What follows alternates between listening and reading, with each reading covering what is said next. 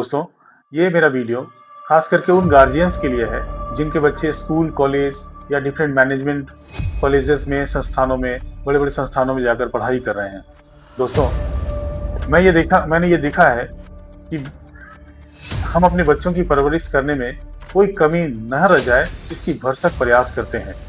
अपने क्षमता सीमा तक जाकर अच्छे से अच्छे स्कूल, कोचिंग संस्थान, ऑनलाइन क्लासेस, अच्छी-अच्छी किताबें, school bag, tiffin boxes, stylish school bags, सब कुछ उन्हें प्रोवाइड करते हैं। खान-पान का भी बड़ा खास ख्याल रखते हैं। कोशिश करते हैं उनके जीवन में कोई टेंशन ना हो, हमारी समस्याएं की परछाई उनके ऊपर ना पड़े। कई बार माता-पिता बहुत समस्याओं में होते हैं, बच्चों को बिल्कुल शेयर नहीं करते। उन्हें केवल पढ़ाई के लिए छोड़ दिया जाता है। लेकिन क्या ये हमारी जिम्मेवारी का 100% है? शायद नहीं। इससे पहले कि मैं आगे जाऊं, एक छोटा सा आंकड़ा आपके सामने पेश कर रहा हूं, जो कि मैं बिल्कुल ही आपसे शेयर करना नहीं चाहता हूं।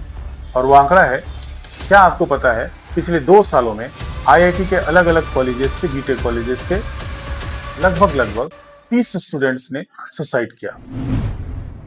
और अगर 2021 से 25 के बीच की अवधि देखी जाए तो ये आंकड़ा 65 की है। और सबसे बड़ा रिकॉर्ड तो एक साल के अंदर एनसीआरबी के अनुसार 13,892 स्टूडेंट्स ने अपनी जीवन लीला समाप्त कर ली 2023 के दौरान। क्या है कारण? कारण बहुत से हैं। मीडिया के अनुसार, न्यूज चैनलों के अनुसार एकेडमिक स्ट्रेस एक बहुत बड़ा कारण होता है। बच्चे हायर क्लासेस में जब पढ़ने जाते हैं, उन्हें पढ़ाई की स्पीड, छोटे शहर में रहने वाले बच्चों के साथ समस्या यह है कि बड़े शहरों में बेहतर टीचर, बेहतर फैसिलिटी, बेटर क्लासरूम्स, स्कूल, बड़े-बड़े बिल्डिंगें, बड़े-बड़े प्लेग्राउंड्स, और इसके साथ-साथ एकेडमिक स्ट्रेस, बहुत पढ़ाई करनी है। दूसरा है आइसोलेशन। जब तक बच्चे 10th क्लास में होते हैं, हम उन्हें बच्चे की तरह रखते हैं, पूरे लाड़ प्यार के साथ। जब वो घर से निकलता है, खास करके ये समस्या आती है छोटे शहरों में रहने वाले बच्चों को, जो बड़े शहर में जाते हैं पढ़ाई के लिए। आइसोलेशन एक बड़ा प्रॉब्लम। आइसोलेशन मतलब हो गया घर से दूर। होम सिकनेस का सामना करना पड़ता है। माँ बाप की याद आती है, भाई बहन के याद आते हैं, दोस्त याद आते हैं, अपना शहर याद आता है।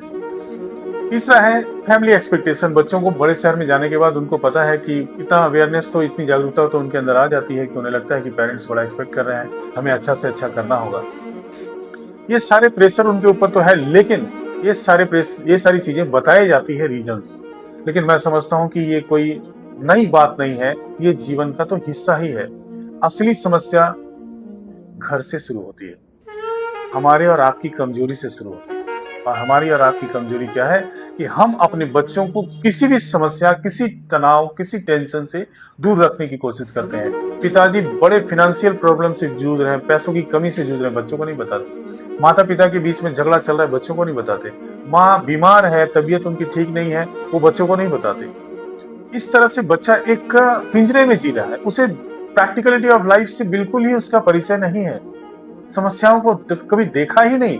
हैप्पी प्रिंस की तरह जब वो जिंदा रहा, उसके बाप ने उसे चारों तरफ से एक बड़े चार दीवारी में रखा था और सब कुछ अच्छा ही देखा था, लेकिन जब एक दिन बाहर निकला, इतना टेंशन हुआ, वो रोने लग गया।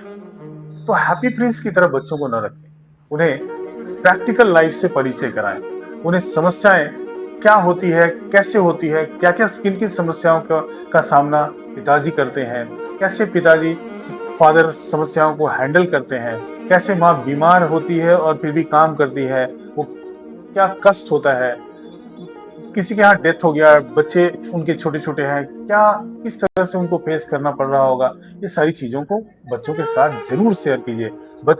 फादर किसी तरह की समस्या से, फिनेंशियल हो, साइकोलॉजिकल हो, फिजिकल हो, किसी तरह की समस्या से पेरेंट्स अगर जूझ रहे हैं, बच्चों के साथ बैठकर डिस्कस करें। हाँ, ये बिल्कुल ध्यान रखना है कि अपने स्ट्रेस का नेगेटिव इफेक्ट उनके ऊपर ना दे, जैसे कि डांट देना, बात नहीं करना, घर में उनके साथ आइसोलेशन, अलग होकर रहना, चलो चलो तुम जाओ अपने, ये नहीं करना। लेकिन उनके साथ प्लीज फ्रेंडली होइए और उन्हें समस्याओं से रूबरू कराइए। उनको बाजार भेजिए सामान लाने के लिए। वो जब लेकर आए तो सही लाया, नहीं लाया, कैसे उन्हें ठग लिया दुकानदार ने, ये सारी चीजों के बीटर एक्सपीरियंसेस ऑफ लाइफ से उन्हें जरूर परिचय करवाइए।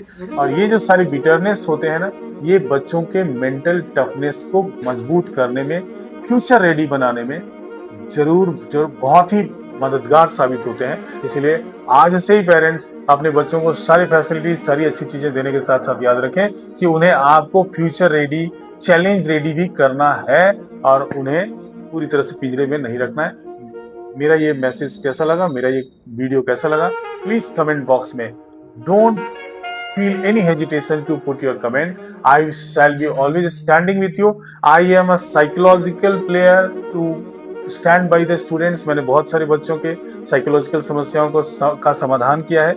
अगर आप ऐसे पेरेंट हैं जिनके बच्चे हमारे पास पढ़े या हमसे कांटेक्ट में रहे हैं, आप उनसे पूछिए। मैं बच्चों के साइकोलॉजिकल क्लैरिफिकेशन को कई बार समस्याओं को ठीक किया है, साइकोलॉजिकल क्लैरिफिकेशन उन्हें दिया है। इसलिए आप भी इस तरह की किसी समस्या से जूझ रहे हैं तो प्लीज कमेंट बॉक्स में मुझे जरूर बताएं। मैं आपको बाय फोन या फिर वीडियो के माध्यम से आपकी मदद जरूर करूंगा। मिलते हैं अगले वीडियो में। धन्यवाद।